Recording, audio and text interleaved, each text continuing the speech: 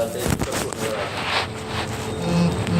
اور ہر آدمی کو اس کی طلب اور شوق ہوتا ہے۔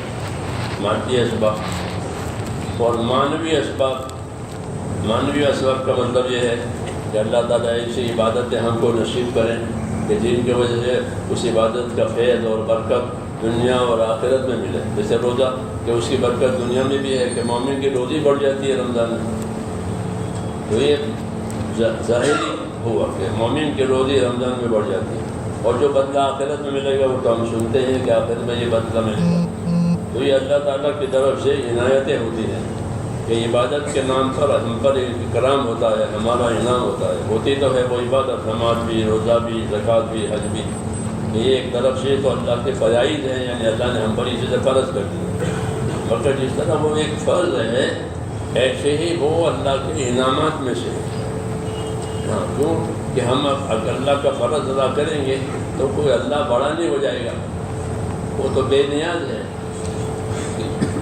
عبادت سے، لیکن عبادت کی وجہ سے اللہ تبارک و تعالیٰ کی جو رضامندی اور خوشنودی ملے گی بندوں کو، یہ سب سے اونچی چیز ہے۔ اور رضوان من اللہ اکبر، کہ اللہ کا راضی ہو جانا یہ سب سے بڑی چیز ہے۔ اللہ راضی ہو گئے، کہ اللہ راضی ہو گئے تو یہ سب سے بڑی بات ہوگی، کیونکہ جب اللہ تعالیٰ راضی ہو جائیں گے اور اللہ سے معاملہ صاف ہو جائے گا تو ساری کائنات سے معاملہ صاف ہو جائے گا، پھر کوئی تکلیف کوئی پریشانی نہیں رہے گی۔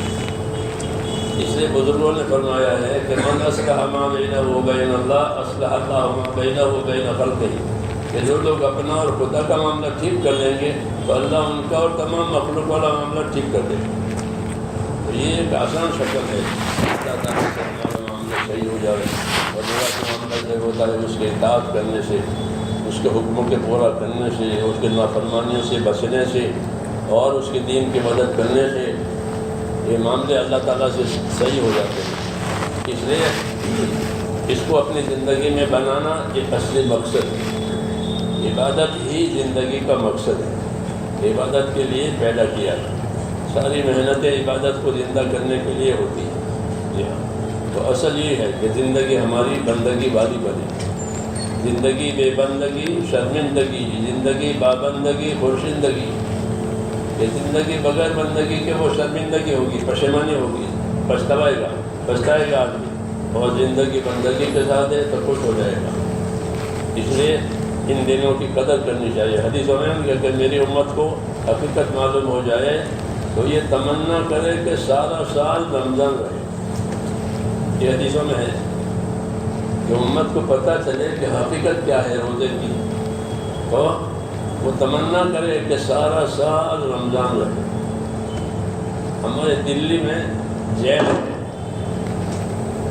بہت بڑا جیل ہے، اس میں قیدی مسلمان کے ہوتے ہیں، میں جماعت جاتی ہے وہاں جیل میں منگل کو، اور رمضان کے موقع پر بھی پورے جیل میں قیدی رکھتے ہیں۔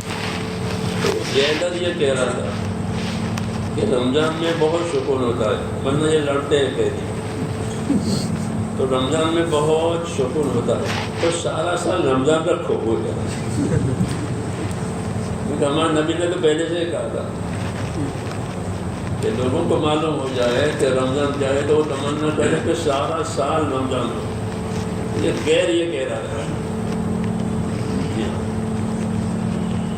کہ سارا سال رمضان رکھو، سب قیدی بہت سکون سے رہتے ہیں، نہیں تو کرتے ہیں۔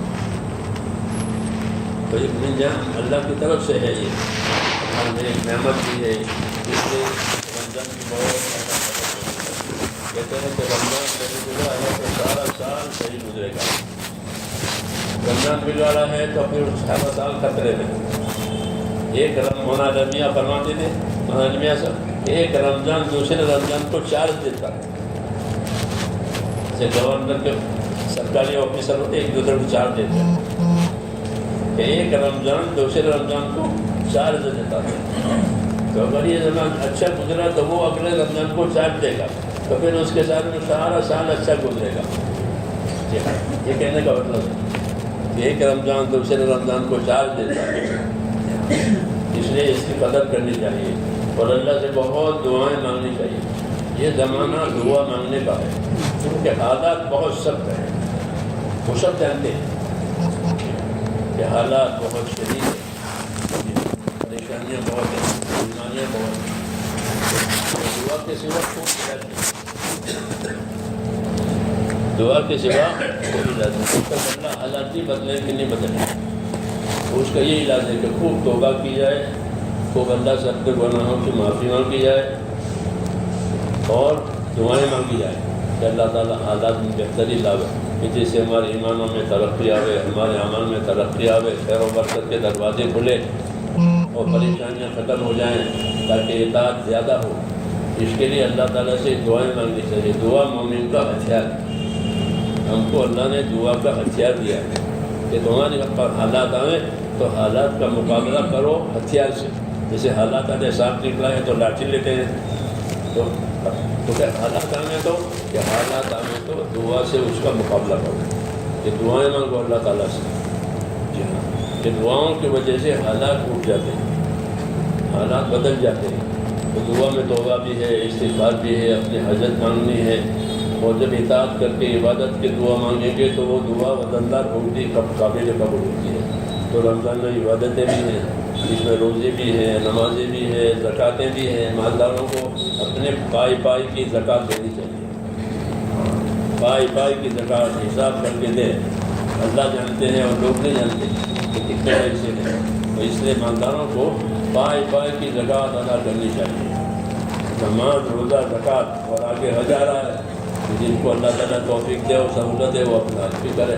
تو یہ چاروں ارکان ادا ہونے کے یہ ایام ہیں، روزہ، نماز، روزہ، زکوٰۃ، حج۔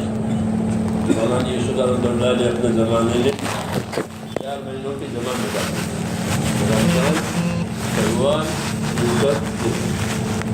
وہ یہ کہتے تھے کہ اس میں چاروں نماز، روزہ، زکوٰۃ اور حج، یہ سب عبادتوں کے مہینے ہیں، تو اس میں عبادتوں کی محنت کرو تاکہ عبادتیں مسلمانوں میں زندہ ہو جائے، کیونکہ اصل تو اسلام 5 ارکان ہے۔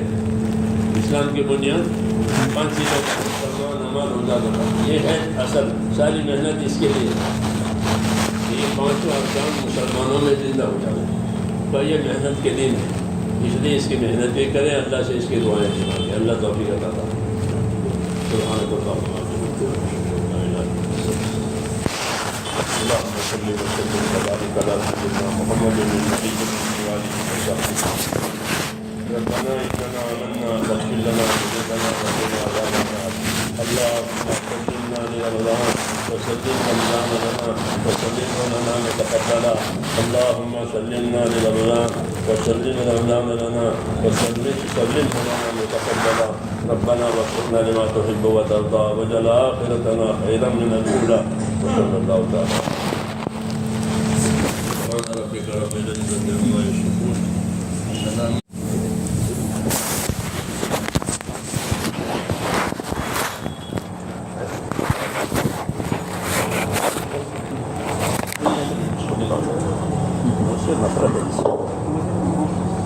سن لیں گے لوگ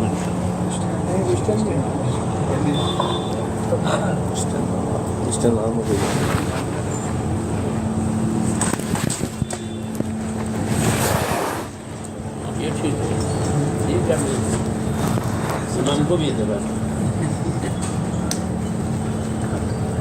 اسے تو اس کا ذہن الجھتا ہے،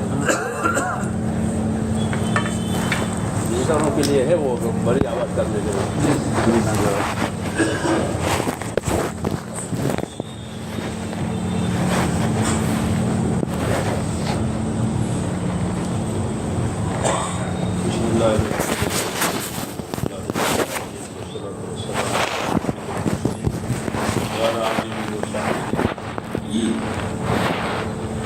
امت کے لیے 5 تحفے۔ حضرت ابو ہریرہ رضی اللہ تعالیٰ عنہ نے حضور اکرم صلی اللہ علیہ وسلم سے نقل کیا کہ میری امت کو رمضان شریف کے بارے میں 5 چیزیں مخصوص طور پر دی گئی ہیں جو پہلی امتوں کو نہیں ملی۔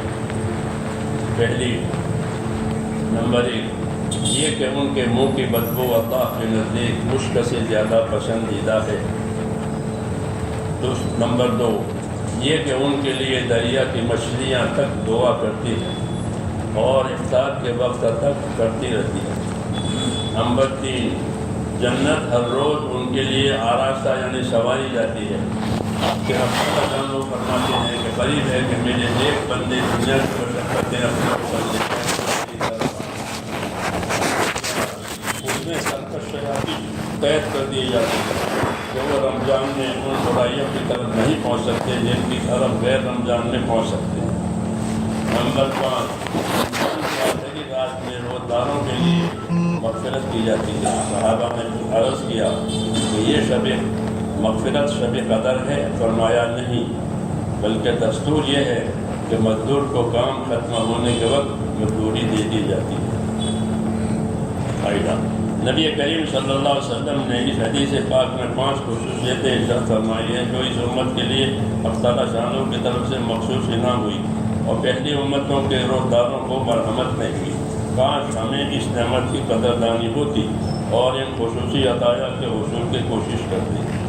اول یہ کہ روزدار کے منہ کی بدبو جو بھوک کی حالت میں ہو جاتی ہے اللہ تعالیٰ شانوں کے نزدیک مجھ سے بھی زیادہ پسندیدہ ہے۔ شراح حدیث کہ اس لفظ میں کے مطلب میں 8 قول ہیں جن کو موتا کی شرح میں بندہ مفصل نقل کر چکا ہے، مگر بندہ کے نزدیک ان میں سے 3 قول راجح ہیں۔ اول یہ کہ اللہ تعالیٰ شانہ آخرت میں اس بدبو کا بدلہ اور ثواب خوشبو سے عطا فرمائیں گے جو مشق سے زیادہ عمدہ اور دماغ پرور ہوگی۔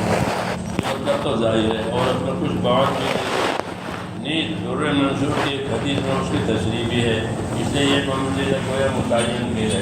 دوسرا قول یہ ہے کہ قیامت میں جب قبروں سے اٹھیں گے تو یہ علامت ہوگی روزدار کے منہ سے ایک خوشبو جو خشک سے بھی بہتر ہوگی وہ آئے گی۔ تیسرا مطلب جو بندہ کے ناقص صلاحیتیں ان دونوں سے اچھا ہوئے کہ دنیا ہی میں اللہ کے نزدیک اس بو کی قدر خشک کی خوشبو سے زیادہ پسندیدہ ہے، اور یہ امر بار محبت سے ہے۔ جس کو کسی سے محبت اور تعلق ہوتا ہے اس کی بدبو بھی فرشتہ کے لیے 1000 خوشبوؤں سے بہتر ہوا کرتی ہے۔ مقصود روزدار کا کمال تقرب اور قرب بتانا ہے کہ بمنزلہ محبوب کے بن جاتا ہے۔ روزہ اللہ تعالیٰ شانہ کی محبوب ترین عبادتوں میں سے ہے۔ اسی وجہ سے ارشاد ہے کہ ہر نیک عمل کا بدلہ ملائکہ یعنی فرشتے دیتے ہیں، مگر روزہ کا بدلہ میں خود عطا کروں گا، اس لیے کہ وہ خالص میرے لیے ہے۔ بعض مشائخ سے منقول ہے کہ یہ لفظ معجزہ بھی ہے، یعنی یہ کہ اس کے بدلے میں خود اپنے آپ کو دیتا ہوں، اور محبوب کے ملنے سے زیادہ منشا بدلہ اور کیا ہو سکتا ہے۔ ایک حدیث میں ارشاد ہے کہ ساری عبادتوں کا دروازہ روزہ ہے، یعنی روزہ کی وجہ سے دل منور ہو جاتا ہے، جس کی وجہ سے ہر عبادت کی رغبت اور شوق پیدا ہوتا ہے۔ مگر یہ جبھی کہ روزہ بھی روزہ ہو، صرف بھوکا رہنا مراد نہیں بلکہ آداب کی رعایت رکھ کر، جس کا بیان حدیث نمبر 9 کے ذیل میں مفصل آنے والا ہے۔